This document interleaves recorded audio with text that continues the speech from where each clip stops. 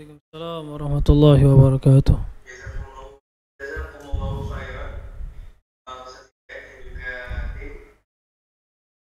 Jazakallah.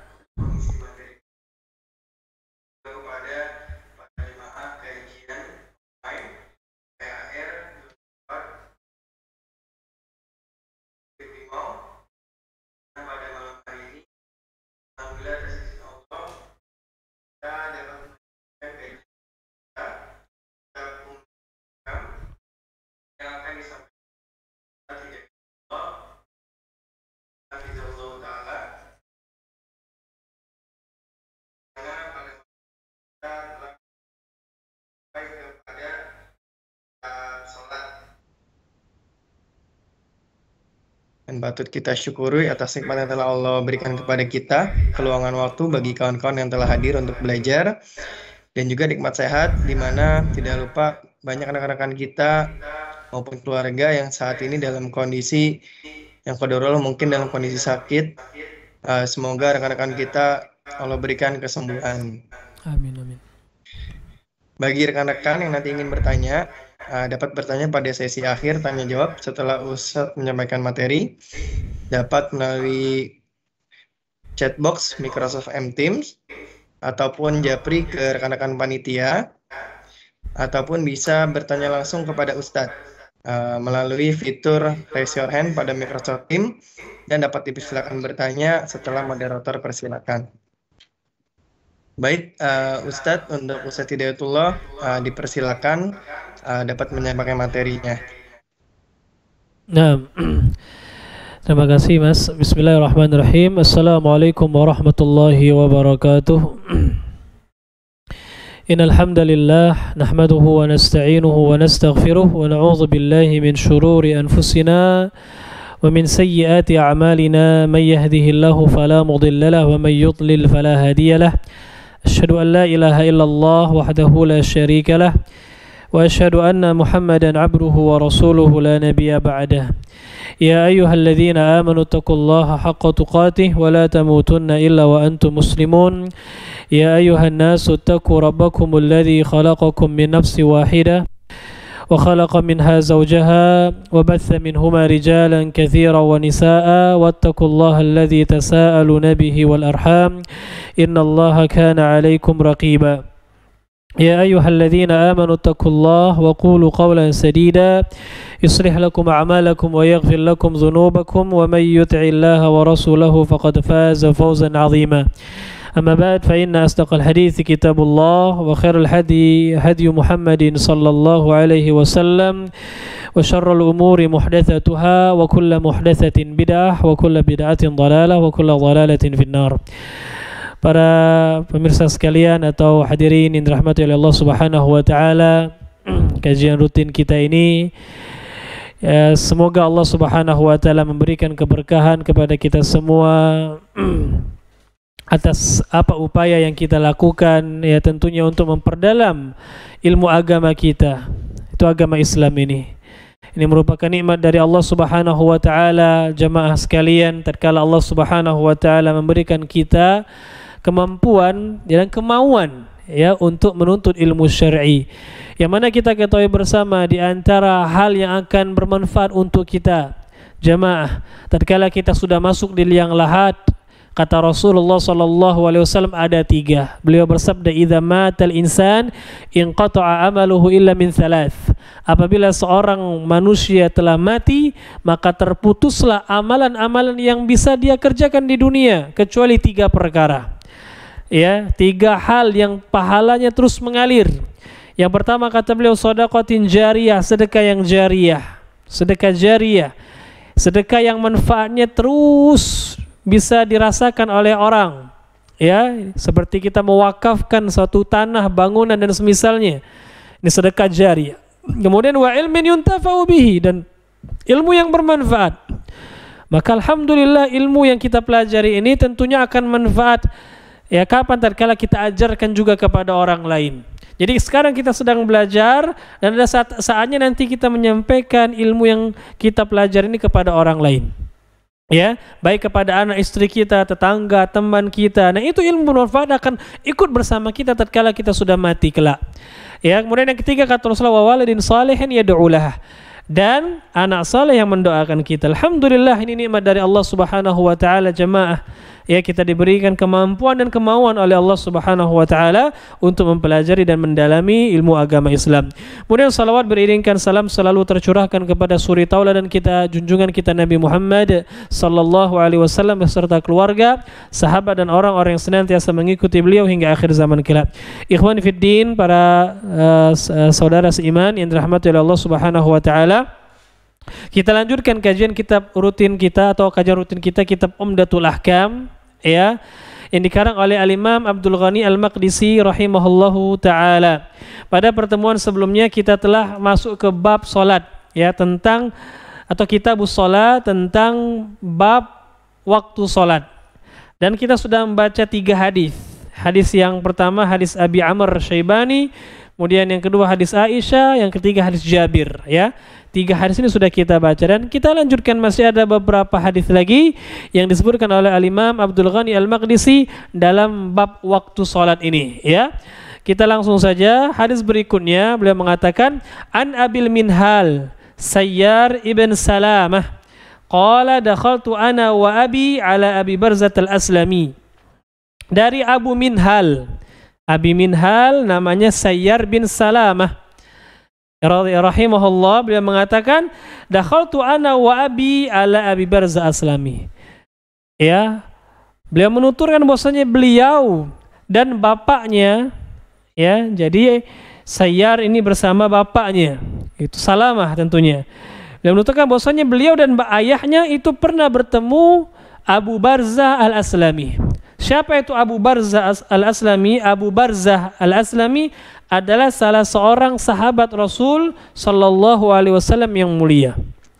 Jadi Sayyar ini dan beserta bapaknya menemui Abu Barzah Al-Aslami, ya, belajar masalah agama.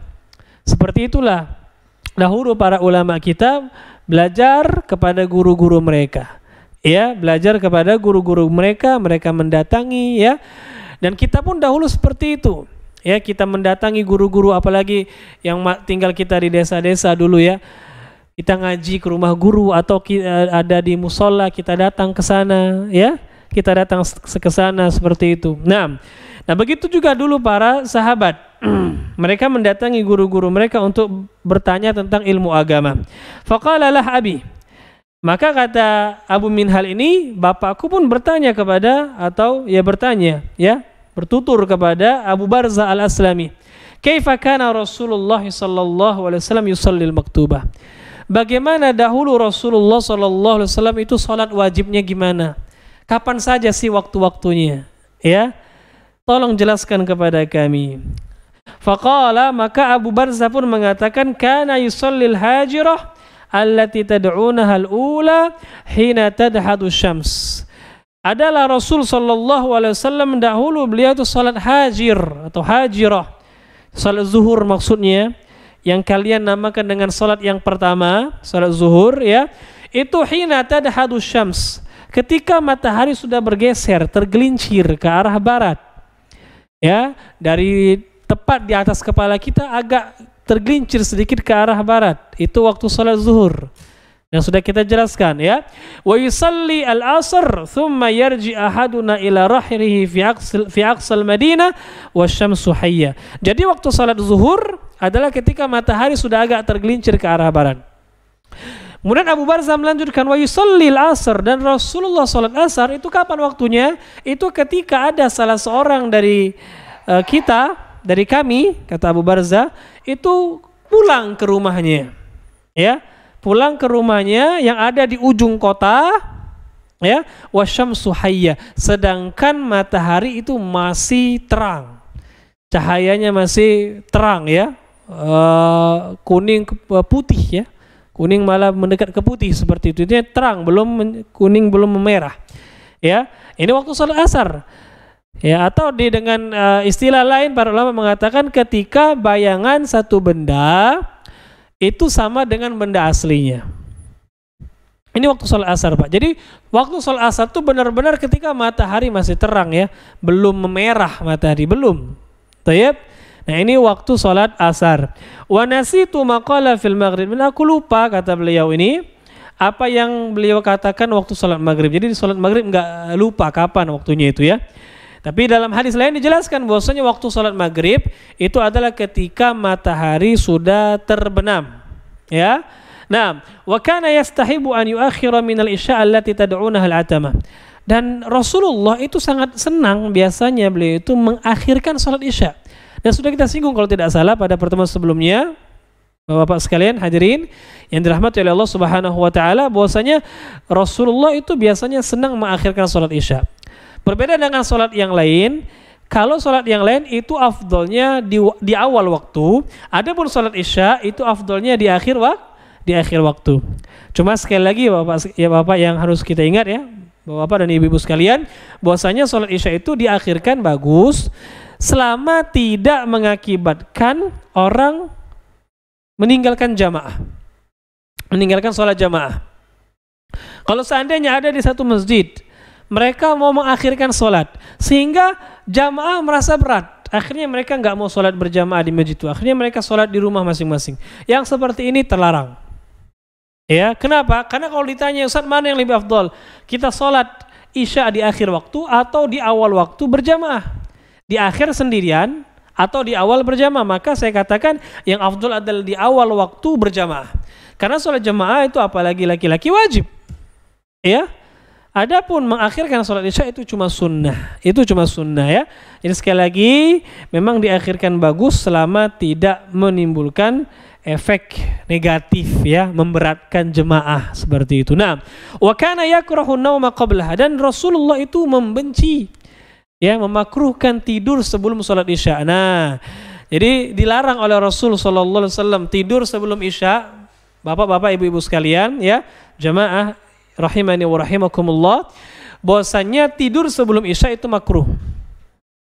Ya, tidur sebelum Isya itu hukumnya makruh, dimakruhkan oleh Rasulullah sallallahu alaihi wasallam. Rasulullah enggak senang, enggak suka ya tidur sebelum Isya, dan beliau juga membenci hal ini apabila dilakukan oleh umat beliau sallallahu alaihi wasallam. Jadi hukum tidur sebelum Isya itu makruh. Ya, tidak diperbolehkan. Kenapa? Hikmahnya kata para ulama agar jangan sampai ketinggalan salat Isya. Dan ini banyak terjadi, Pak ya. Ketika seorang itu setelah salat maghrib dia tidur. Ya, bangunnya kapan? Bangunnya jam 8:30, jam 9. Akhirnya sholat Isya-nya kelewatan, sholat Isya berjamaah. Maka ini tidak disukai oleh Rasul sallallahu alaihi wasallam, terlarang, ya. Kemudian beliau mengatakan wal hadits ba'daha, begitu juga Rasulullah membenci obrolan, perbincangan setelah sholat Isya. Ya. Dan ini juga makruh hukumnya. Ngobrol-ngobrol ba'da Isya itu makruh kata para ulama selama ngobrolnya itu dalam hal yang enggak manfaat. Tapi kalau berbicaranya dalam hal-hal yang bermanfaat seperti yang kita lakukan sekarang. Saya sedang berbicara ini ya, Bapak dan Ibu sekalian, setelah sholat Isya. Ya boleh nggak? Boleh. Kenapa? Karena hal bermanfaat. Apa itu? Menyampaikan ilmu. Ya, nanti ada Bapak Ibu yang bertanya pun manfaat, nggak masalah. Ya, karena itu hal yang bermanfaat. Ya, di antaranya juga adalah membahas permasalahan umat. Ya. Untuk para penguasa, pemimpin membahas permasalahan rakyat misalnya setelah sholat Isya itu enggak masalah. Ya, atau suami berbincang dengan istrinya. Ini hal-hal yang bermanfaat, boleh. Rasulullah pun pernah melakukan hal tersebut. Jadi maksud ngobrol, berbicara setelah Isya yang dibenci itu adalah yang enggak ada manfaat. Ya, dan ini banyak begadang ya. Bahasa kita begadang jangan begadang ya. Selama yang tidak ada manfaatnya, maksudnya betul seperti itu. Selama tidak ada manfaat maka enggak boleh ngobrol-ngobrol ya. Kenapa? Hikmahnya kata para ulama, dikhawatirkan kalau dia ngobrol sampai larut malam setelah sholat Isya, dikhawatirkan dia enggak bisa sholat malam, enggak bangun, nanti tahajudnya gimana? Ya, yang lebih parah lagi kalau sampai dia enggak sholat subuh secara berjamaah. Ini lebih parah lagi. Ya, lebih parah lagi. Banyak orang-orang yang seperti ini begadang, dia ngobrol sampai malam sama teman-temannya, nongkrong di angkringan, ya, apalagi dihiasi dengan maksiat-maksiat kepada Allah Subhanahu wa taala. Ya, akhirnya dia nggak bangun sholat subuh, bangun jam 7 sudah, matahari sudah tinggi, ya. Maka ini dilarang oleh Rasulullah sallallahu alaihi wasallam. Wa kana yanfatilu min salatil ghadat hina ya'rifu ar-rajul jalisah. Dan Rasulullah biasanya sholat subuhnya itu, ya, beliau pagi masih gelap, ya. Selesai sholat subuh itu biasanya ketika orang hanya bisa melihat teman yang ada di sampingnya. Jadi masih gelap. Ingat di zaman Rasulullah nggak ada lampu, Pak. Belum ada listrik maksudnya. Ya lampu paling lampu dari api, ya. Nggak terlalu terang seperti itu. Jadi Rasulullah itu sholat subuhnya biasanya selesai ketika seorang baru bisa melihat orang yang ada di sampingnya. Belum, sekelilingnya masih gelap. Baru kelihatan yang di sampingnya saja, yang dekat dengan dia saja, ya. Artinya Rasulullah sholat subuh itu masih dalam keadaan gelap. Ini pendapat jumhur ulama bahwasanya sholat subuh itu afdolnya dikerjakan ketika masih gelap, bukan ketika langit sudah agak memerah, bukan, ya. Wa kana yaqra'u bisittin ila lamia. Padahal Rasulullah itu biasanya sholat subuh baca 60 sampai 100 ayat. Ya, 60 sampai 100 ayat Rasulullah baca sholat subuh itu biasanya. Agak panjang sholat subuh, ya. Tapi tetap masih agak gelap. Artinya memang Rasulullah memulai sholat subuh ketika masih gelap, ya. Wallahu a'lam bishawab. Ini hadis yang mulia. Ada beberapa faedah yang bisa kita ambil dari hadis ini, Bapak Ibu sekalian, jamaah rahimani wa rahimakumullah. Yang pertama adalah bayan awal awqat shalatul khams. Terdapat penjelasan waktu-waktu sholat yang 5, ya. Sholat 5 waktu. Waktu-waktu sholat 5 waktu, ya. Naam. Kapan awal waktunya itu dijelaskan. Nah, dan juga terdapat penjelasan bahwasanya akhir dari satu sholat itu adalah awal dari sholat yang lain. Contoh, akhir waktu zuhur itu adalah awal waktu asar. Ya, akhir waktu asar itu adalah awal waktu maghrib. Akhir waktu maghrib itu awal waktu isya. Ya, kecuali subuh. Kecuali subuh ini misah sendiri dia. Makanya akhir waktu sholat isya nggak langsung subuh. Karena akhir sholat isya itu pertengahan malam. Waktu subuh tatkala fajar shadiq sudah muncul. Ya. Jadi subuh ini berpisah. Begitu pula akhir waktu subuh nggak langsung zuhur, Pak. Zuhur masih agak panjang, siang dikit, ya. Jadi sholat subuh ini misah. Adapun zuhur, asar, maghrib, isya itu nyambung dia. Nah, wallahu a'lam. Kemudian di antara faedah yang bisa kita ambil juga bahwasanya Rasulullah SAW biasanya sholat 5 waktu itu di awal waktu. Dan ini yang afdal. Sholat zuhur di awal waktu, asar, maghrib, ya, subuh di awal waktu, kecuali isya. Maka Rasulullah lebih suka diakhirkan. Tapi sekali lagi dalam hadis yang lain Rasulullah lihat juga keadaan jemaah, makmum. Ya, ketika makmum sudah ngumpul di awal waktu beliau percepat. Tapi kalau makmumnya datang agak telat, ngumpulnya agak telat, maka beliau akhirkan. Jadi lihat maslahat jamaah juga. Ya, bapak-bapak dan ibu-ibu rahimani wa rahimakumullah. Kemudian di antara faedah yang bisa kita ambil juga dari hadis yang mulia ini adalah dimakruhkannya tidur sebelum isya. Ya, tidur sebelum isya hukumnya apa? Makruh, ya, Bapak Ibu sekalian, jamaah rahimani wa rahimakumullah. Jadi jangan tidur sebelum isya. Ya, karena dikhawatirkan nanti bangunnya kemalaman, nggak bisa sholat jemaah, ya. Nah, kemudian di antara faedah juga adalah dimakruhkannya ngobrol-ngobrol, berbincang-bincang setelah isya tanpa ada keperluan. Ya, kalau tidak ada keperluan mendesak, tidur sudah, Bapak Ibu sekalian. Kita ini hidup di zaman banyak sekali fitnah, banyak sekali hal-hal yang enggak bermanfaatnya, Bapak Ibu sekalian. Maka daripada kita kumpul-kumpul setelah isya, lebih baik kita pulang ke rumah kita, ya, rahimakumullah, pulang ke rumah kita, kemudian kita apa? Tidur kalau enggak ada kerjaan lain. Kalau ada ngobrol sama anak istri itu khair, bagus, enggak masalah. Ya. Seorang salaf pernah mengatakan, kalau tidak salah Al-Imam Sufyan Ats-Tsauri, beliau pernah mengatakan hadza zamanus sukut wa luzumul buyut waridha biqut ila an tamut. Zaman sekarang ini, kata beliau, ini seorang ulama sudah lama, Pak, ibu-ibu sekalian, hidup abad kedua Hijriyah. Sekarang kita abad ke-15. Udah lama zaman beliau ya. Beliau pernah mengatakan apa? Hadza zamanus sukut. Ini adalah zaman kita hendaklah banyak diam. Ya. Ini zaman di mana hendaklah kita memperbanyak diam. Ini zaman fitnah, apalagi zaman kita sekarang. Beliau berbicara udah 13 abad yang lalu. Nah, sekarang luar biasa. Ya, lebih layak lagi kita untuk mengatakan ini zaman hendaklah kita banyak diam. Diam bukan berarti hanya lisan, Bapak Ibu sekalian. Ya, diam bukan hanya lisan, tapi diam di sini dalam artian memang nggak ada komen, baik secara lisan ataupun secara tulisan. Karena banyak juga orang zaman sekarang memang lisannya diam, orangnya pendiam. Ya, pendiam orangnya, akan tapi kita lihat status WA-nya, status di Facebook dan di Instagram-nya. Ya, keluar kata-kata kotor di sana. Ya. Padahal para ulama juga mengatakan al-kitabu kal khitab. Tulisan itu hukumnya sama seperti ucapan. Sebagaimana orang akan dihukum dengan ucapan dia, ya, begitu pula dia akan dihukum dengan tulisan dia kalau seandainya tulisan atau ucapannya menyesatkan. Kita lihat banyak sekali orang-orang menuliskan tulisan-tulisan yang menyesatkan umat, ya, di akhir zaman ini. Mereka sibuk mengkritik penguasa tanpa melihat siapa diri mereka. Ya, kita sibukkan dengan diri kita lah. Ya. Makanya para ulama salaf dulu mengatakan man ya'rif nafsahu arafa uyubahu. Barang siapa yang mengenal dirinya, maka dia akan menyibukkan dirinya dengan barang siapa yang mengenal dirinya, dia akan mengetahui aib-aib pada dirinya. Ya. Dia sibuk dengan dirinya, memperbaiki dirinya. Enggak usah urus orang lain dulu kalau diri kita belum baik. Ya. Betul, kita juga harus berdakwah saat merubah saat betul, tapi dengan cara yang benar. Ada pun cuma mengkritik di status kita, akun-akun medsos kita, ini hal-hal yang tidak ada manfaat. Nah, hadza zaman syukur, zaman banyak diam sudah. Ya.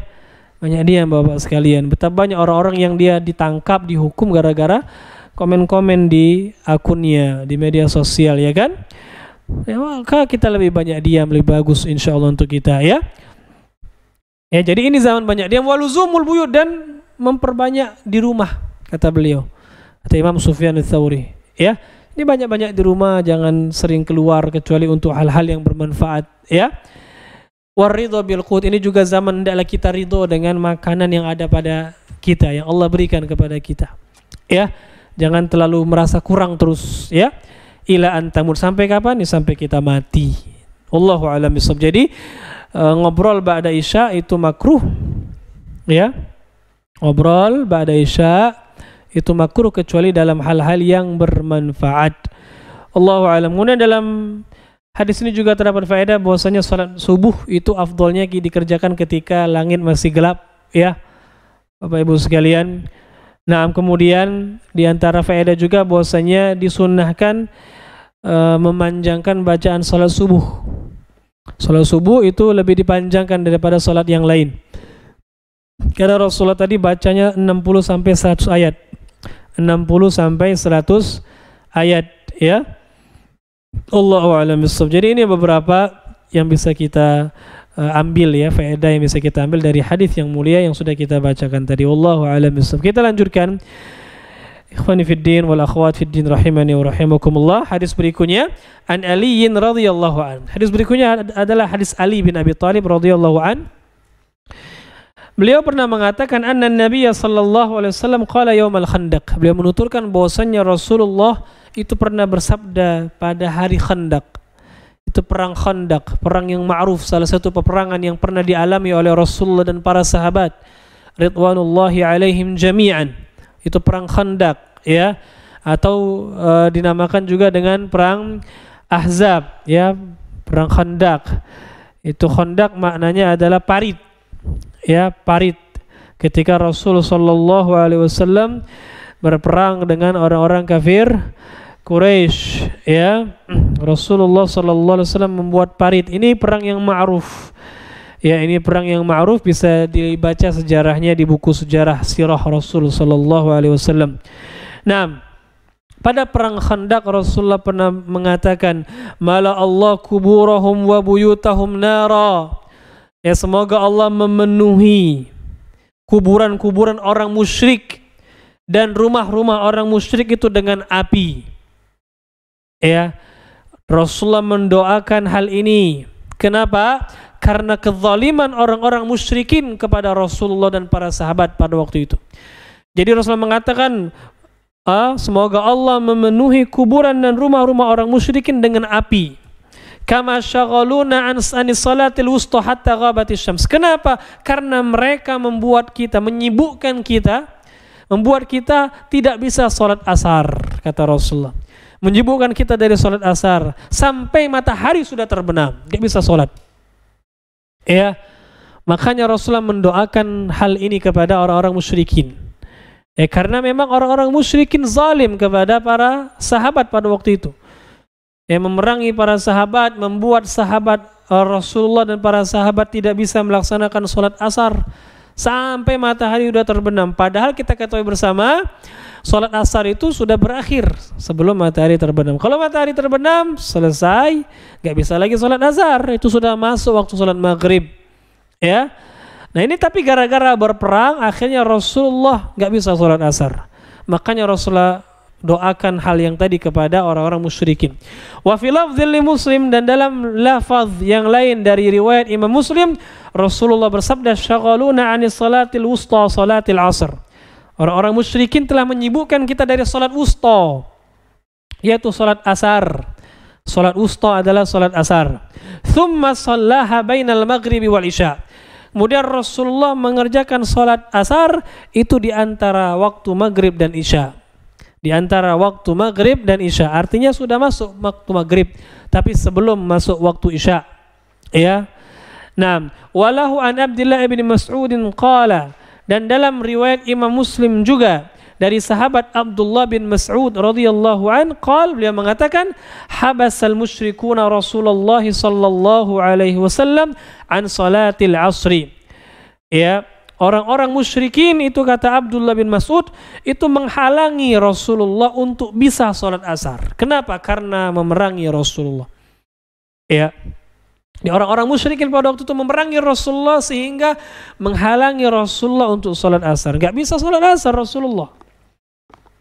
Ya, hatta ihmarratis syams awis farrat, sampai matahari sudah memerah atau menguning, hampir terbenam. Gak bisa sholat asar Rasulullah gara-gara orang-orang musyrikin. Maka Rasulullah pun mengatakan, syaghaluna 'anis salatil wusta salatil asr.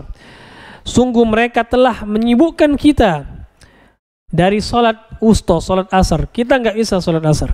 Mala'allahu ajwafahum wa kuburahum nara. Semoga Allah memenuhi perut-perut mereka dan kuburan-kuburan mereka dengan api. Ya. Jadi ini doa Rasulullah sallallahu alaihi wasallam kepada orang-orang musyrikin yang telah memerangi beliau dan para sahabat sehingga membuat beliau tidak bisa sholat asar tepat pada waktunya. Wallahu alam. Nah, dalam hadis ini terdapat penjelasan tentang sholat wusta.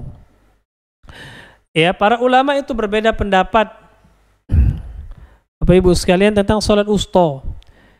Yang mana salat wusta ini disebutkan oleh Allah dalam surat Al-Baqarah. Allah berfirman, hafidhu ala salawati was salatil wusta. Hafidhu ala salawat was salatil wusta. Kata Allah, jagalah salat-salat dan juga salat wusta. Jagalah oleh kalian salat, ya, setiap salat 5 waktu dijaga. Ya. Was salatil wusta, dan juga salat wusta, kata Allah.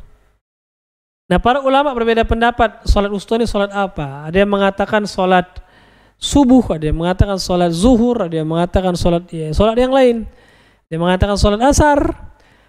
Ya, Allah dalam pendapat yang lebih kuat bahwasanya sholat wusta adalah sholat asar, sholat asar, ya, sholat asar.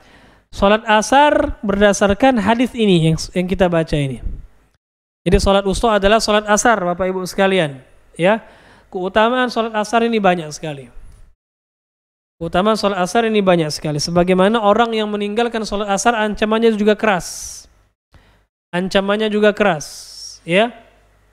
Dalam sebuah hadis Rasulullah pernah bersabda, man taraka sholat al-asri faqad habita amaluh. Barang siapa yang meninggalkan sholat asar, maka batallah amalannya. Perhatikan Bapak Ibu sekalian, kata Rasulullah, barang siapa yang meninggalkan sholat asar, maka batallah amalannya. Ya, sampai seperti itu Rasulullah SAW tegas mengatakan orang yang meninggalkan sholat asar itu batal amalannya. Ya, bahaya sekali ini, tidak sholat asar. Jadi bahaya meninggalkan sholat asar. Dan keutamaan sholat asar ini banyak sekali Ibu sekalian, Bapak Ibu sekalian.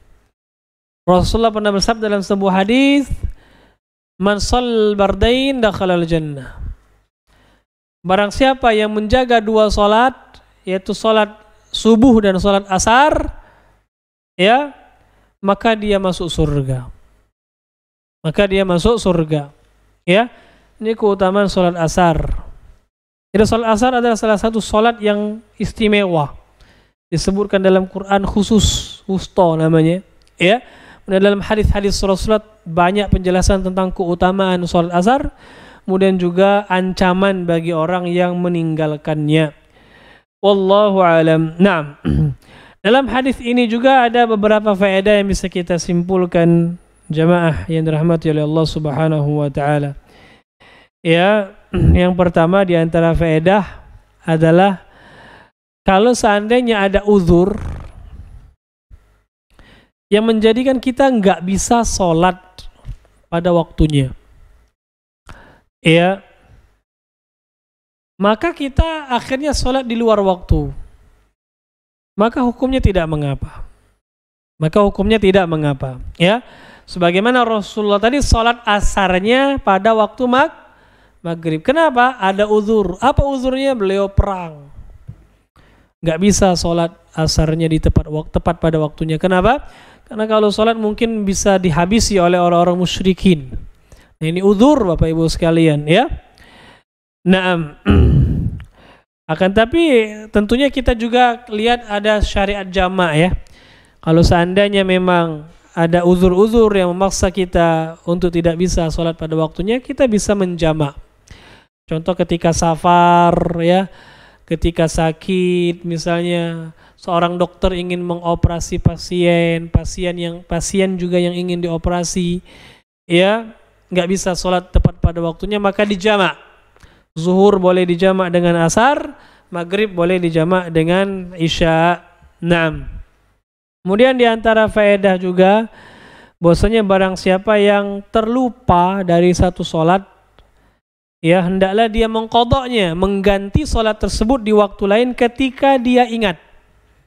Ya, begitu pula orang yang tertidur, itu dia hendaklah mengganti sholatnya, membayar sholatnya ketika dia terbangun. Kemudian dari hadis ini juga terdapat faedah bahwasanya jawazud du'a ala zalim biqadri zulmih. Itu dia perbolehkan kita mendoakan keburukan kepada orang yang zalim. Boleh. Ya. Tapi sesuai dengan kezaliman dia. Jangan sampai dia zalim sama kita, kita juga menzaliminya, nggak boleh.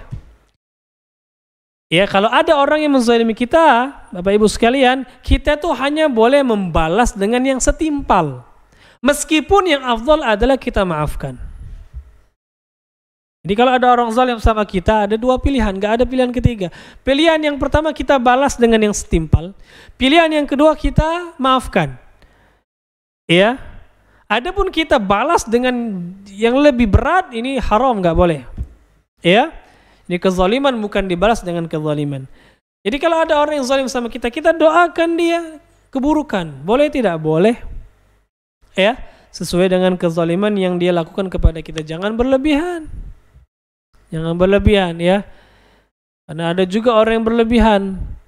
Ini misalnya ini yang pernah kita dapatkan. Seseorang misalnya dia punya tanah, ya.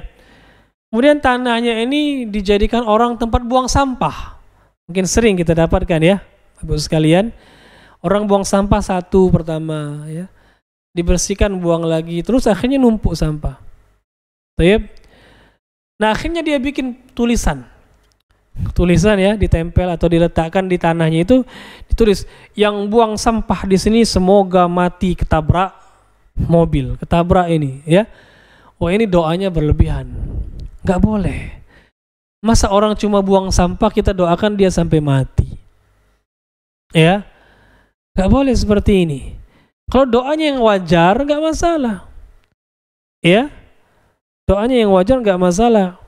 Ada orang menzalimi kita dengan buang sampah, kita doakan semoga yang buang sampah di sini nanti rumahnya juga ada yang buang sampah di situ.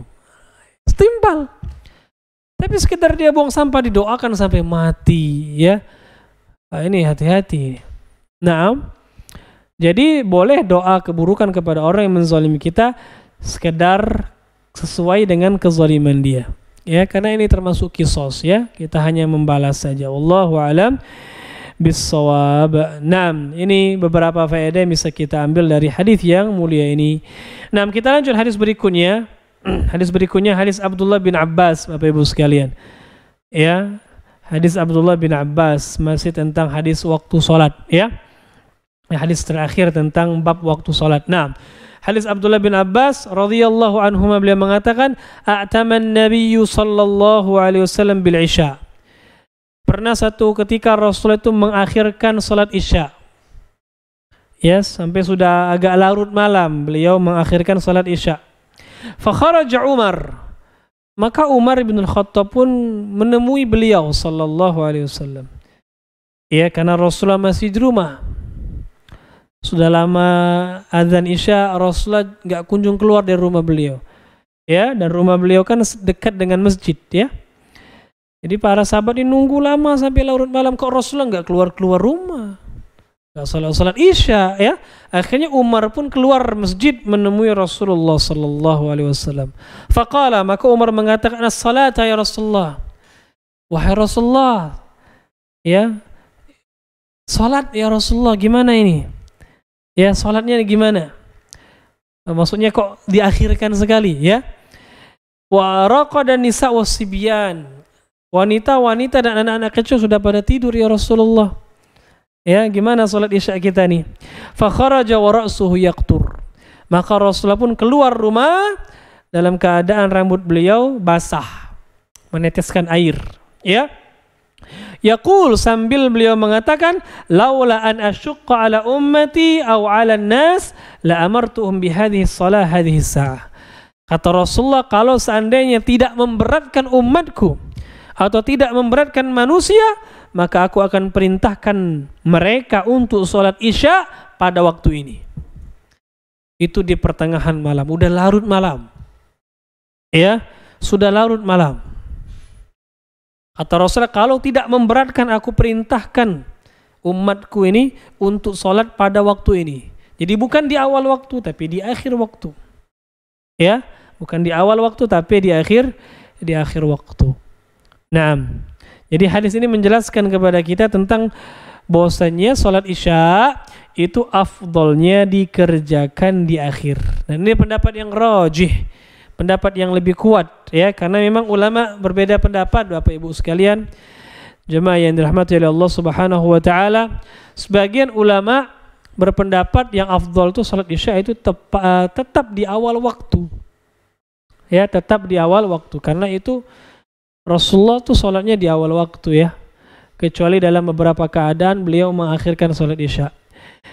Tapi mayoritas kebanyakan para ulama berpendapat sholat Isya itu di akhir, afdolnya di akhir waktu, bukan di awal. Ya, afdolnya di akhir waktu, bukan di awal. Dan ini pendapat yang lebih kuat. Ini pendapat yang lebih kuat berdasarkan hadis yang kita baca barusan tadi. Kata Rasulullah, laula an asyqa ala ummati. Kalau tidak memberatkan umatku, ya, maka aku akan perintahkan mereka sholat Isya pada waktu ini. Itu di akhir malam, ya. Wallahu a'lam bissawab. Nah, hadis ini memiliki beberapa faedah, ya, Bapak Ibu yang dirahmati oleh Allah Subhanahu wa taala. Di antara faedah yang bisa kita ambil dari hadis ini adalah tadi bahwasanya sholat Isya itu afdalnya diakhirkan. Sekali lagi, kecuali kalau memberatkan. Ya, jadi kalau memberatkan orang, memberatkan jamaah yang ingin sholat pada waktu itu, nggak boleh. Maka tetap di awal waktu kita sholatnya, ya. Nah, kecuali jamaah masjid sepakat kepada sama imamnya sepakat, ayo sudah kita akhirkan saja sholat isyanya jam 11 malam atau jam 12 ya. Ya enggak masalah kalau kuat seperti itu ya. Tapi jangan sampai ada yang merasa keberatan. Ya, karena masjid itu bukan punya kita pribadi. Ingat, masjid itu adalah rumah Allah. Ya, enggak boleh kita mengatur di dalam masjid itu seenak kita, enggak boleh. Harus sesuai dengan maslahat umat. Karena ini banyak kita dapatkan sebagian pengurus masjid itu seenaknya dia bikin kebijakan. Ya, hati-hati, itu rumah Allah bukan rumah kita. Di antara hal-hal yang kadang-kadang bertentangan adalah memberikan perhiasan-perhiasan yang berlebihan di masjid. Padahal masjid itu bukan rumah kita, rumah Allah, jangan berlebihan. Ya, memperindah masjid.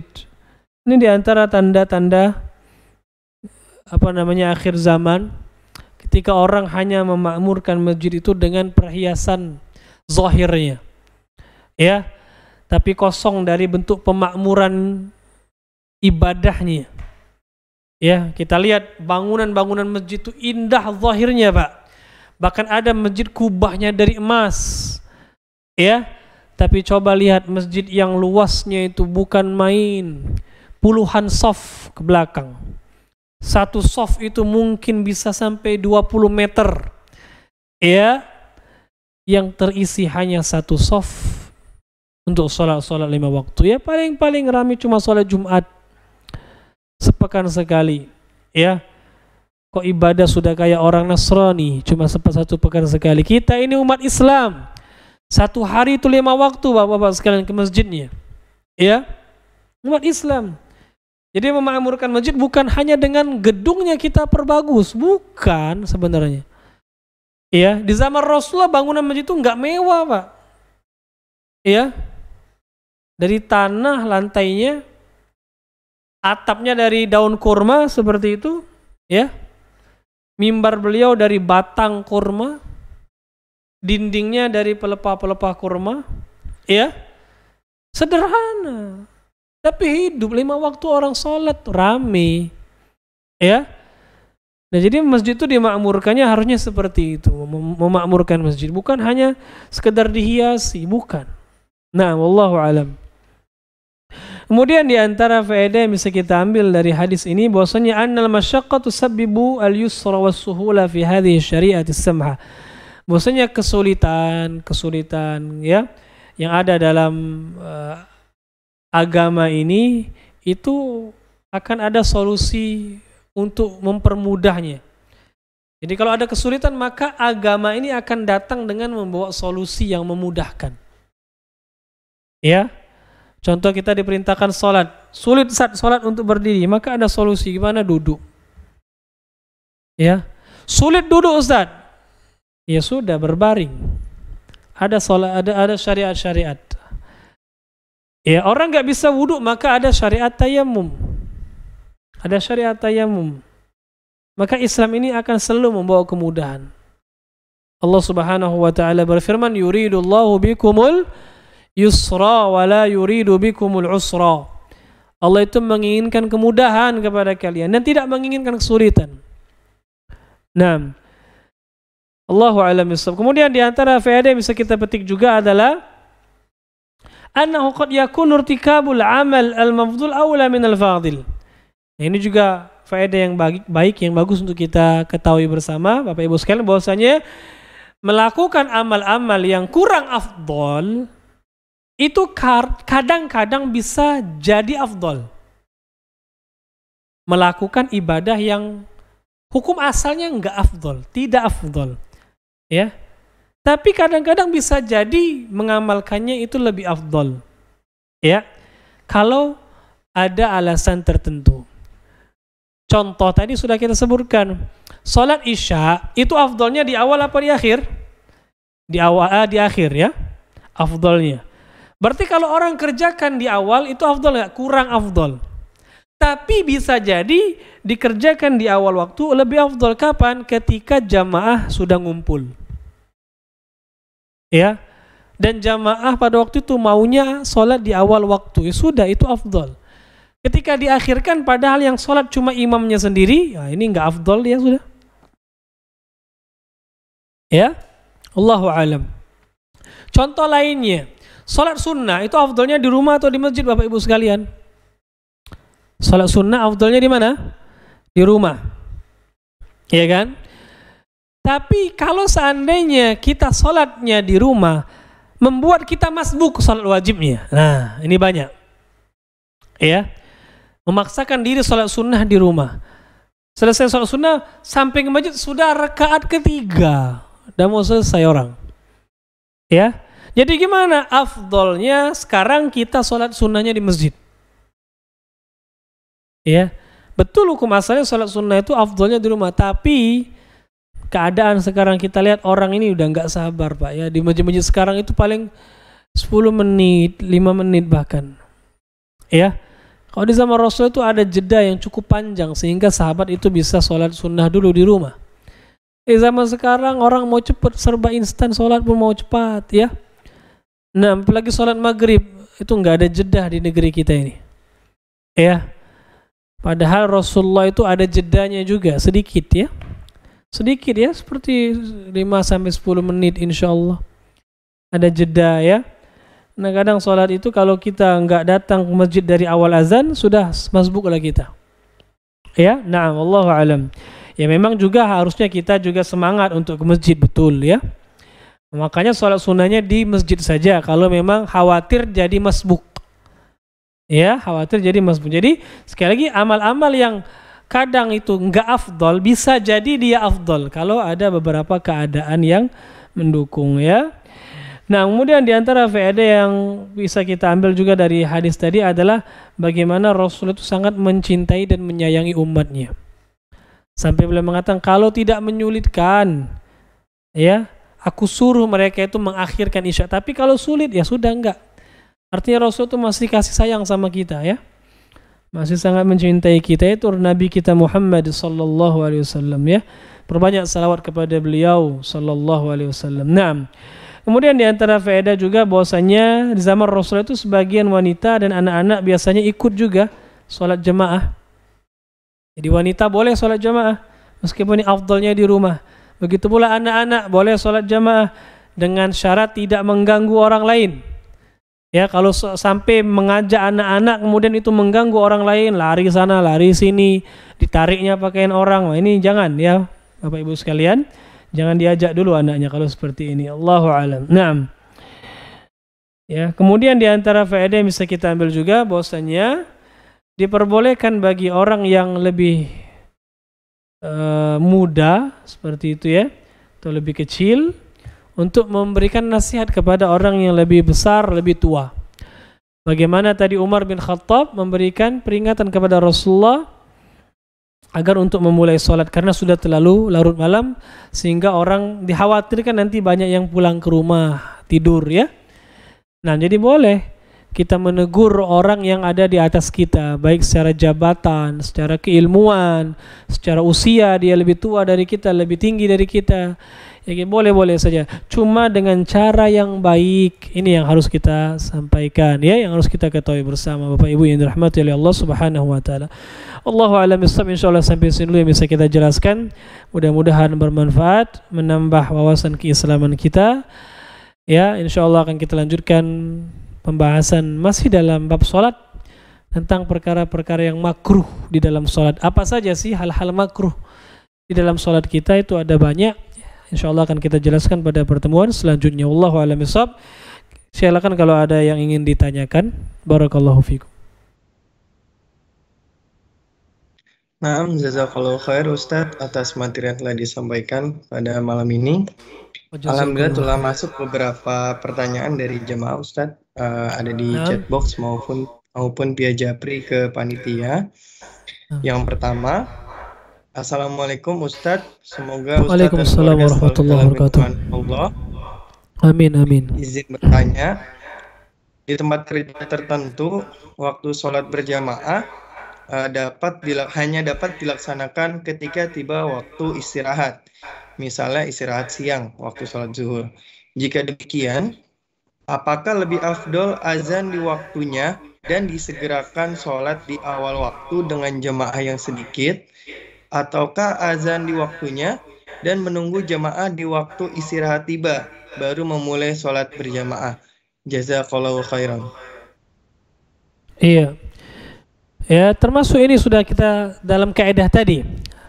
Emang afdolnya di awal waktu, tapi kalau seandainya jemaahnya sedikit maka lebih baik diakhirkan. Ya, menunggu sampai karyawan istirahat, akhirnya rame jamaahnya ngumpul, diakhirkan sedikit. Kan juga nggak sampai berjam-jam mengakhirkannya kan. Ya, jadi lebih afdol agak diakhirkan sedikit dan menunggu jemaah lebih ramai, karena makin banyak jemaah makin barokah dan makin mendatangkan pahala yang lebih besar. Ya, tentunya dibicarakan kepada takmir masjid misalnya, ya, pengurus masjidnya, agar bisa dipahami bersama, ya, tentang kaidah ini. Penting kita mengetahui, inilah gunanya kita belajar ilmu agama Bapak Ibu sekalian. Jadi kita tahu, oh, ternyata seperti ini toh kaidah agama kita ini, nggak saklek kok, ya, nggak harus mentang, ya kan pokoknya kan di awal waktu, terus di awal waktu aja. Ya terserah orang mau telat mau enggak, terserah. Ya, kami baru berdua pokoknya di awal waktu. Akhirnya kan kaku agama ini. Ya, Islam tidak seperti itu. Islam ini agama yang luas. Ya, alhamdulillah, tapi juga bukan berarti bisa diarahkan kemana-mana, enggak. Dia ada kaidah, ada aturan, ya. Seperti itu. Allahu a'lam bissawab. Naam. Silakan. Ustaz, untuk pertanyaan kedua. Assalamualaikum. Waalaikumsalam Izin bertanya, warahmatullahi. Ustaz. Tafadhal. Ketika imam tasyahud akhir duduk tawaruk, apakah makmum masbuk ikut duduk tawaruk atau duduk iftirash? Jazakallahu khair.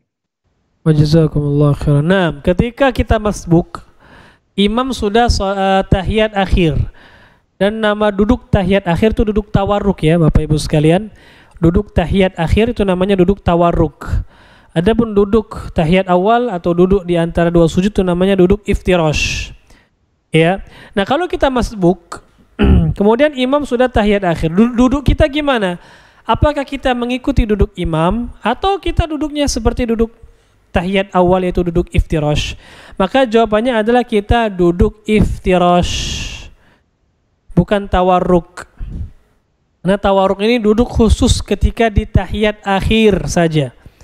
Adapun di pertengahan salat itu seluruh duduknya iftirash. Ya, seluruh duduknya, duduk di antara dua sujud, duduk tahiyat awal, duduk tahiyat ketika kita masbuk, masih di pertengahan salat, itu iftirash. Ustaz, nanti kita bertentangan dengan imamnya? Enggak bertentangan, Pak. Karena masuk bertentangan itu adalah bertentangan secara zahir. Sabda Rasulullah yang mengatakan wala takhtalifu alaihi, janganlah kalian menyelisihi imam. Maksudnya menyelisihi dalam hal-hal yang zahir, yang nampak. Misalnya imam ruku, kita sujud. Nah, ini enggak boleh. Imam duduk, kita berdiri. Ini enggak boleh. Makanya ketika imam ruku, langsung kita ikut ruku. Imam berdiri, kita ikut berdiri. Imam sujud, kita ikut sujud. Ya. Imam bangkit dari sujud, kita langsung bangkit. Jangan sampai imam sudah bangkit, kita masih sujud lama, berdoa sendiri. Itu enggak boleh. Tapi kalau sama-sama duduk, imam duduk, kita duduk. Itu sudah sama, kita nggak menyelisih. Ustaz, bentuk duduknya berbeda, nggak masalah meskipun bentuk duduknya berbeda. Yang penting sama-sama duduk seperti itu. Jadi ini tidak dikatakan menyelisih imam, ya. Jadi duduknya kita adalah duduk iftirash. Wallahu a'lam bissawab. Naam. Nah, Ustaz, untuk pertanyaan berikutnya dari Pak Muklis di chatbox M-Teams.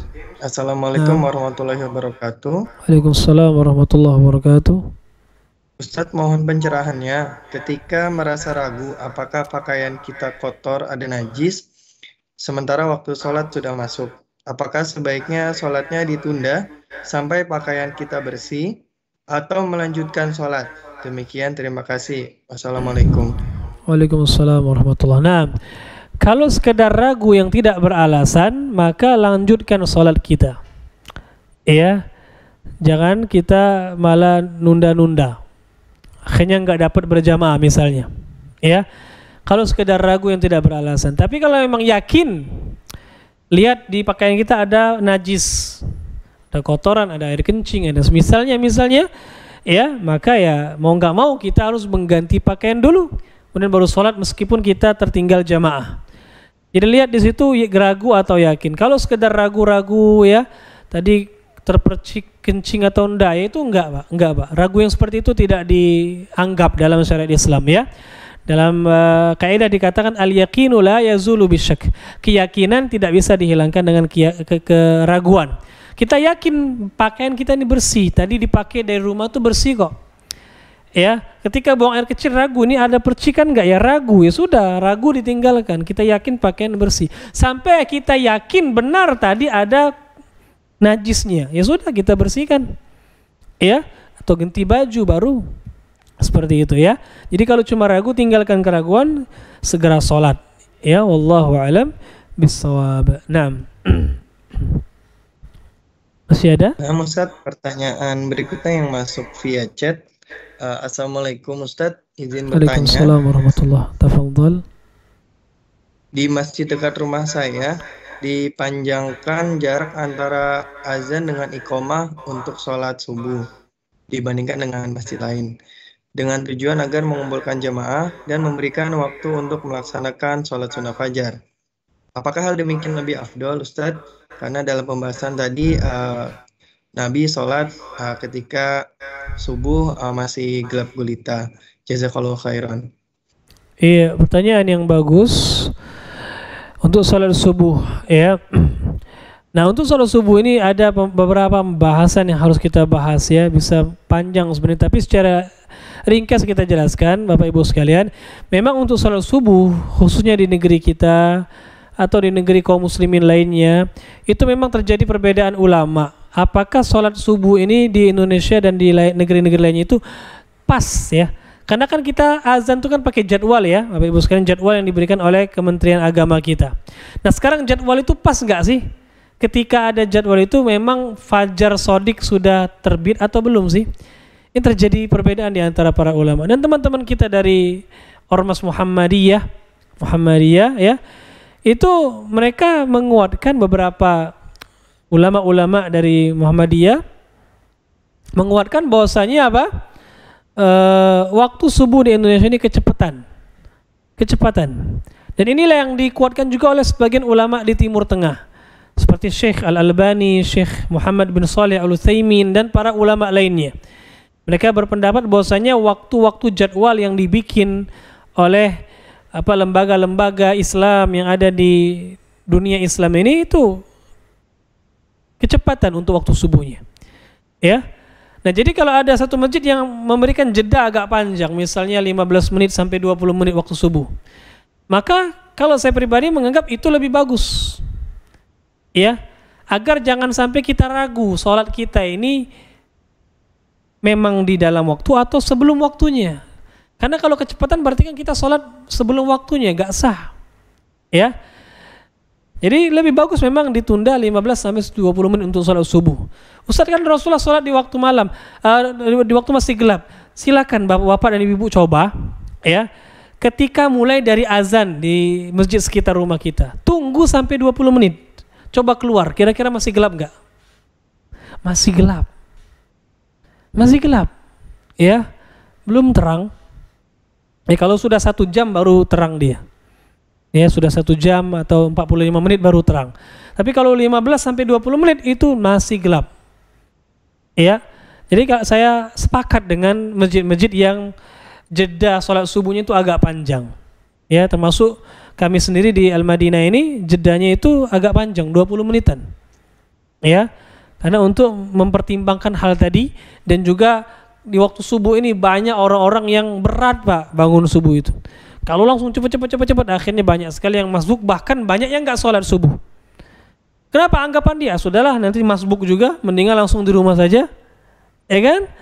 Nah, jadi untuk banyak maslahat sekali. Ya, dalam masalah sholat subuh ini kita agak panjangkan seperti itu. Wallahu alam bissawab. Naam. Nah, Ustadz, mungkin dari jemaah, jika ada yang ingin bertanya langsung dapat dipersilakan dengan menggunakan fitur Raise Your Hand pada aplikasi Microsoft Teams. Dan sambil menunggu jika ada yang ingin bertanya langsung, Ustadz, Alhamdulillah pada kajian malam ini cukup banyak jemaah-jemaah yang telah join dari mungkin sebelumnya ketika masih dalam cakupan Fit Limau belum bergabung Iya. Ustadz. Maka dari itu izin kami dari panitia untuk menyampaikan informasi bahwa kitab yang kita gunakan pada kajian rutin dengan Ustadz Hidayatullah yakni kitab Umdatul Ahkam karya dari Syekh Abdul Ghani Al-Maqdisi di mana kitab yang kecil ini, kitab saku ini dapat jamaah jika ingin yang membutuhkan untuk kitab ini mengikuti kajian dapat menghubungi panitia melalui BDI PHR Zona 4 ataupun langsung kepada panitia yang ada di Fit Limau karena kita sudah masuk dalam satu organisasi. Silakan dikontak kepada panitia jika membutuhkan buku saku ini. Nanti insya Allah akan disediakan oleh panitia.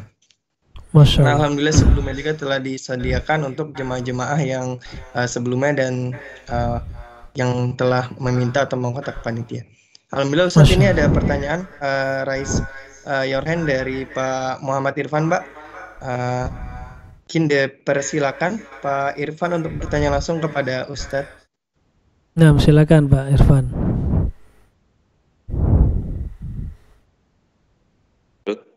Ustadz, Assalamualaikum.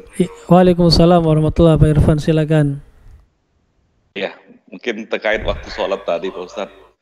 Iya. Sharing aja ya Pak Ustadz. Karena di Indonesia ini kan wilayahnya luas ya Pak Ustadz. Iya, Dari betul. timur ke barat. Betul, Masya Allah. Waktunya itu kayaknya ada yang memang ada yang salah kayaknya Pak Ustadz. Contoh, misalnya kan sama-sama Indonesia Barat.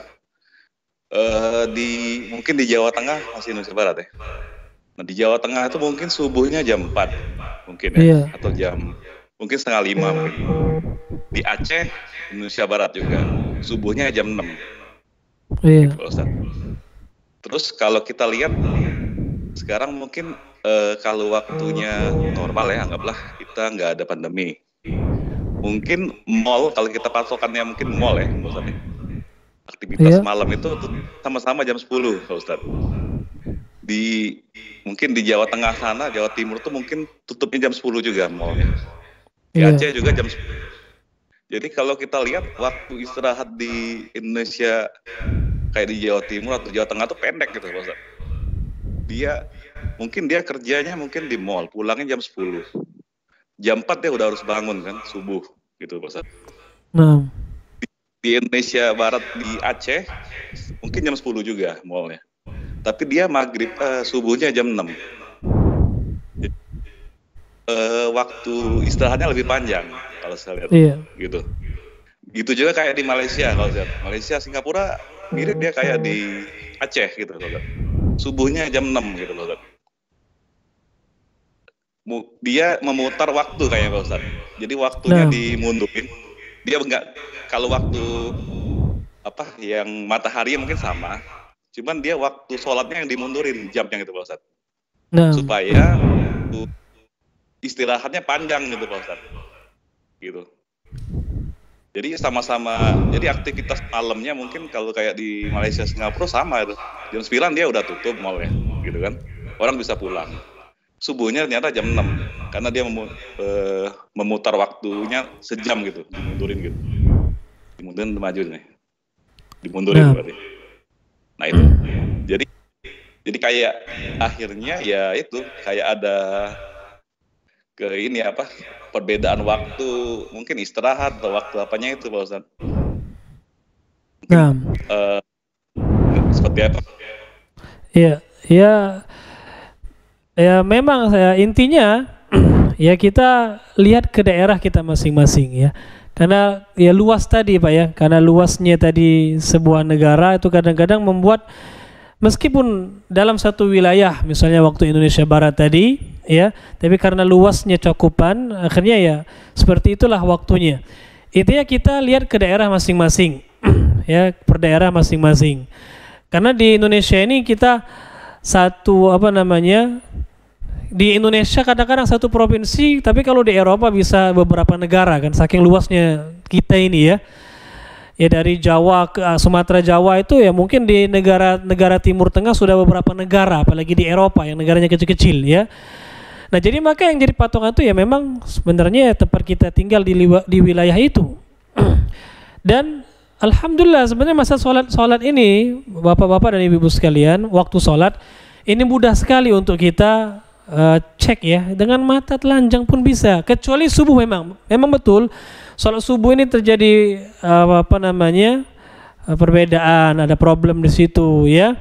Ada permasalahan di sana karena memang menentukan sholat subuh ini agak berat di Indonesia ya, khususnya di perkotaan, karena memang untuk melihat fajar sodik itu akan sulit kelihatan kecuali memang datar ya, di satu tempat yang datar seperti padang pasir atau di tepi pantai itu bisa kelihatan. Kalau banyak bangunan itu memang agak sulit kelihatan fajar sodik.